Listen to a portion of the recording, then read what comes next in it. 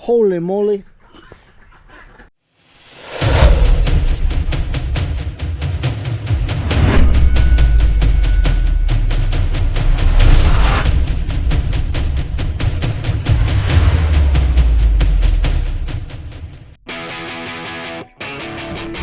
Saturday morning, been up since 4:30. Stepping outside, gonna go start this fencing. I gotta gather everything up. So I'm gonna take a post like that one there, and I'm gonna sink it right here. I might be messing myself up having a gate on both sides, but I think this will be fine, I think. So I'm gonna put a post right here, and I'm gonna put a gate here, and I'm gonna put a gate here. But the first thing I'm gonna do is sink this post, and I'm gonna try to do it without removing this panel right now, because I'm trying to do it the easy way. And I know this is gonna end up being twice the work, but I'm gonna try this.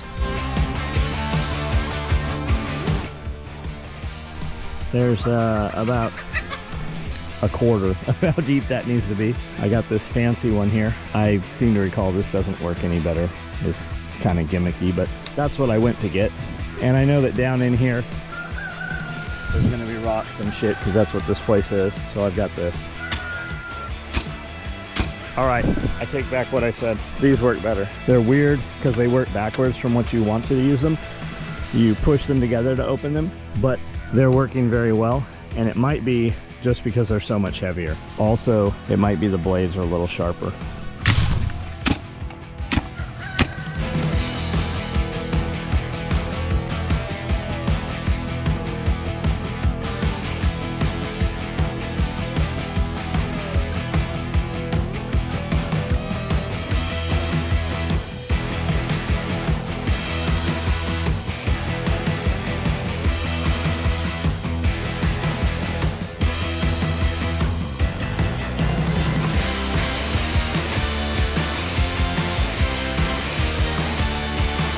Plastic handle's already cracked on that.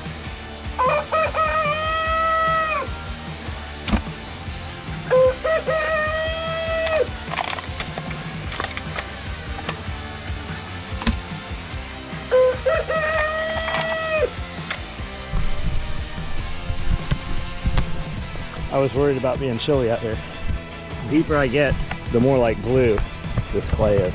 It's taken a nice bite out, but it's not vacating the post hole digger. For all you guys that go to the gym, right? Do the treadmill, do the stair stepper, lift the weights, right? All you guys that lift the weights, none of that shit translates with a shovel, a post hole digger, an axe, a saw. None of that shit matters for actual manual labor. And I'm sure that in some manner it does, but I'm winded here already.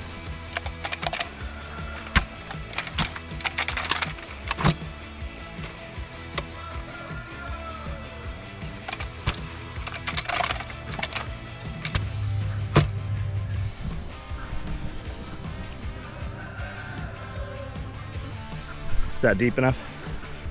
I don't know.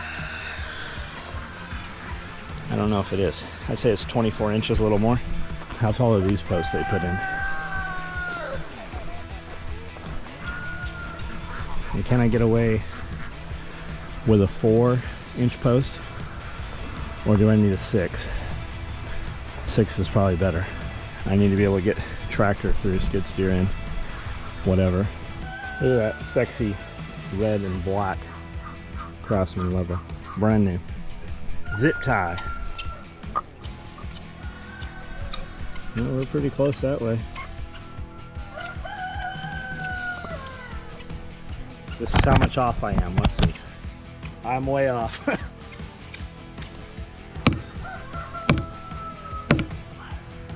Still off.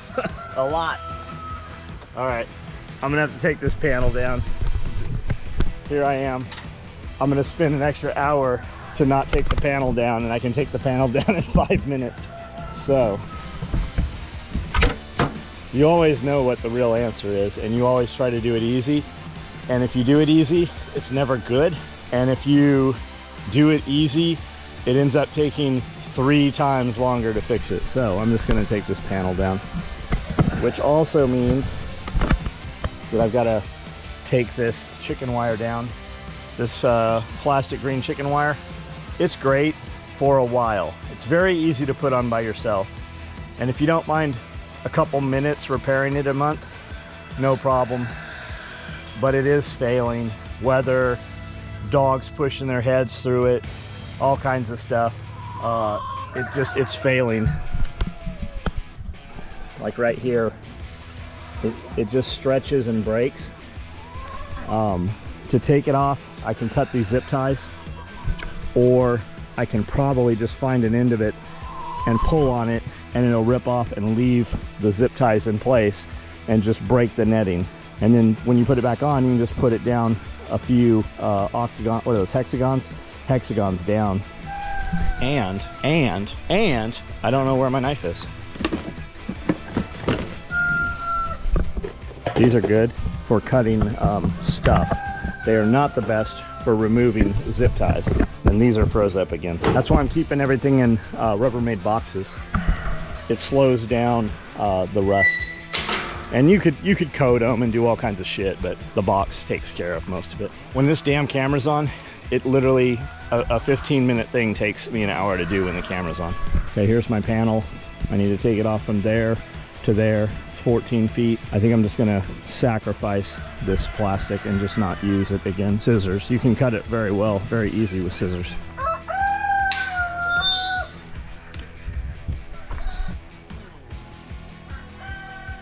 What's up, stinky bugs? He came up the other day and like sat on my foot, and I petted him, and then he ran away and never would let me touch him again. You guys want some feed? I usually feed them at 9 o'clock. If I deviate from their normal day, the egg laying is very different. Through the real cold last week, I was giving them way more scratch and almost no layer pellet. The eggs cut down, but the eggs were also freezing and cracking if we didn't get them soon enough. And usually we used to give them more scratch because it was less expensive to give them more feed at a lower cost. But the scratch is actually costing $2 a bag more than the layer pellet is. See how many eggs we got in here, because it'll grow rapidly in the next few hours. 1, 2. I have a lot of birds sleeping in the nest box. I need to go back to walking the bar.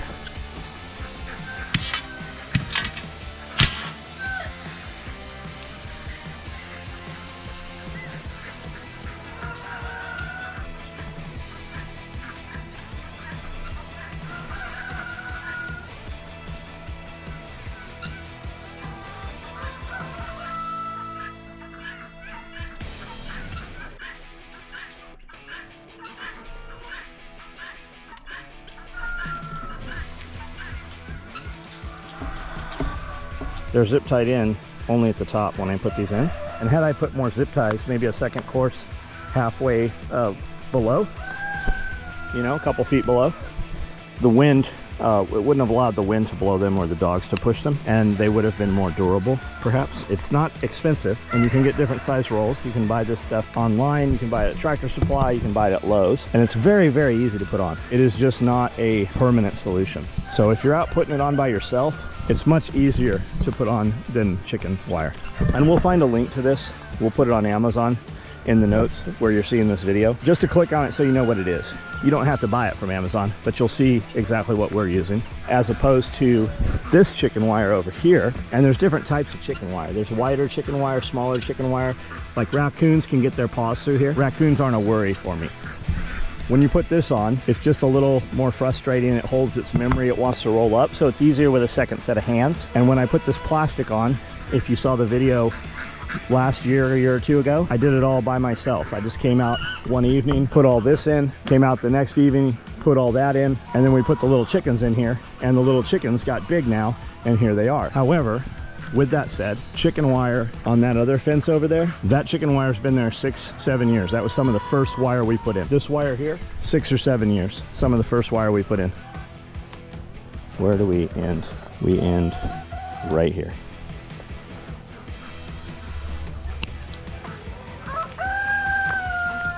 Years ago, I wouldn't have cared about this wire.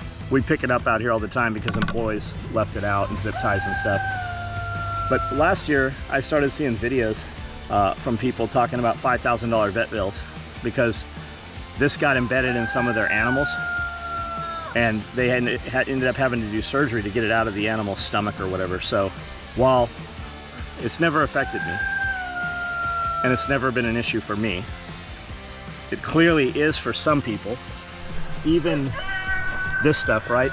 This nylon baling twine, even the cotton twine. I had a rooster that was limping around, and I figured he'd get better. They usually jump off of poles up top, off their roosts, and they tweak their feet or whatever.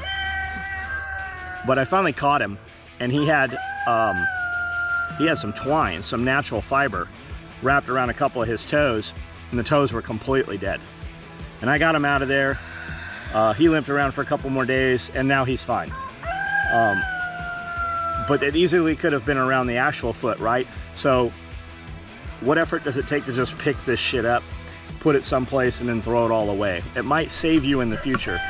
Right now, I have way more chickens than I need. It doesn't matter other than the quality of the life of the animal, right? It'd be inhumane not to take care of it.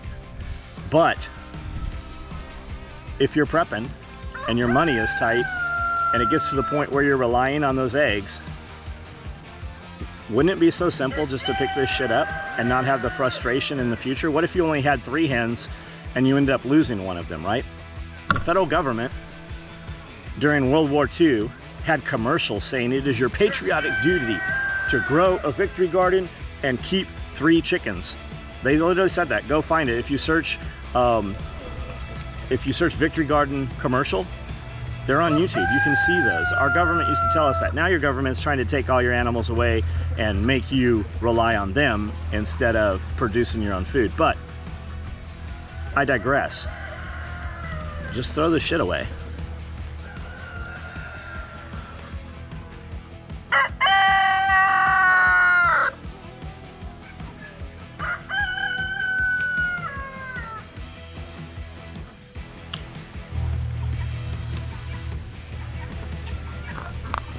Okay, what's the way to put on these T-posts? What are they called? Clamps? I don't know what they're called. What's the way to take them off? Ooh, that shoots way over there. I don't want that out there. I think there's a tool for this. I think I have a tool for this. Let me find out. I know I own a dozen of these. I've bought literally a dozen of these. This is the first time I've picked one up and actually used it. And I get it up here and it's rusted shut. But I'm looking at it, I'm like, how do I use this? And I'm trying to pry this out and do this. Here's how you use this. Right there, that's how you use it. Will it bust these wires? No, it will not. But it will take these off. I don't know who put this wire on here. It has lasted. It has lasted a long, long time. Now when you're taking it off, this wire is wrapped around here like 5, 6 times. You can get it off of here. But every time you cut it, it's leaving these little pieces. And some of the shit is like wrapped around all of them, figure-eighted and all kinds of crazy shit. You might have to replace some of them every year. There's zip ties. Hold it in place pretty well. I think we had goats here is why this is finally wired in place. They kept breaking the zip ties, but when you're starting out where things seem like you want them, sometimes you'll put them in place and within a couple days you'll realize you don't want them there. Sometimes you'll get better at what you're doing, or you'll just ask yourself, why am I doing this? I hate this. And the more temporary your fencing is, the faster it is to move and change, right? People ask all the time, they're like, what would you change? Or what should I do? It changes. Like I had to do all the things that I don't do now to get to this point. Like a good example is that pond. We put a little pond there. We made the pond bigger. We made the pond giant compared to what it was. And now we're to the realization we don't want that pond there at all because I have plenty of water in the back. Well, this pond is at the higher point of the property and we have a spigot we can open and let water run downhill anywhere on the property. Good idea. But this pond here really doesn't have enough downhill catch to keep the pond full. So the pond never needed to be as big as it is. We can get rid of that big mound of dirt and half of this dam. The ground will be more level. We'll have a ton more usable surface to put grasses and stuff in. But we didn't know that. Didn't know that at all. that was never there. We had to do all the other stuff to get to the point now to where we're going to deconstruct this pond. And that's what I'm saying. This used to all be one pen where all the animals were when we first moved here. Then we added this piece of it. And then when we had the goats, we put the goats here. And then we had too many goats and the males were just wearing the shit out of the females. So we took the males and put them over here. And then the goats could see the females, so they kept busting through this wire. So we built the international border wall here out of rail ties. We don't need that anymore. But it's there because it was necessary, right? I would be way better off reclaiming these rail ties and using them elsewhere and reclaiming these T-posts. That would make a lot more sense, right? But you don't know. So fencing is one of the most expensive things you'll put in. If you know where your property lines are and you're like, I need to fence this, and you have the money to do it, because it's very expensive. If you have the money to do it, perfect, perfect. Don't run your fence on your property line. Run your fence 20 feet inside of your property line so you can still access it. If somebody comes in, or a corporation, your neighbor comes in and buys that and has a lot of money and decides they're going to put up a concrete wall, right? Now you have no outside thoroughway, you have no right-of-way, you have no perimeter. So put your fence inside so that if something changes 10, 20, 15 years from now, you can still cut a trail around there. And if you're running hot wires, electric fencing, you can still spot spray the vinage climbing up, that's going to ground out your hot wire. Now, if you run a hot charger hot enough, it'll actually shock those plants and they'll never be able to grow. That's another conversation. But everything evolves. You have to do the things that you will not use in the future to get to where you are. Now, new project setting up, right? If I go set up another property, we'll do things a little different. But even that property will become different over the years. I know what to do.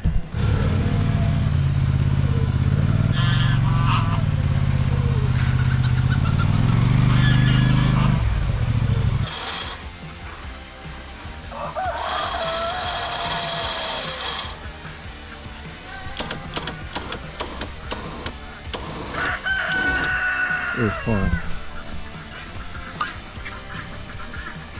Perfect. You see it? Holy moly.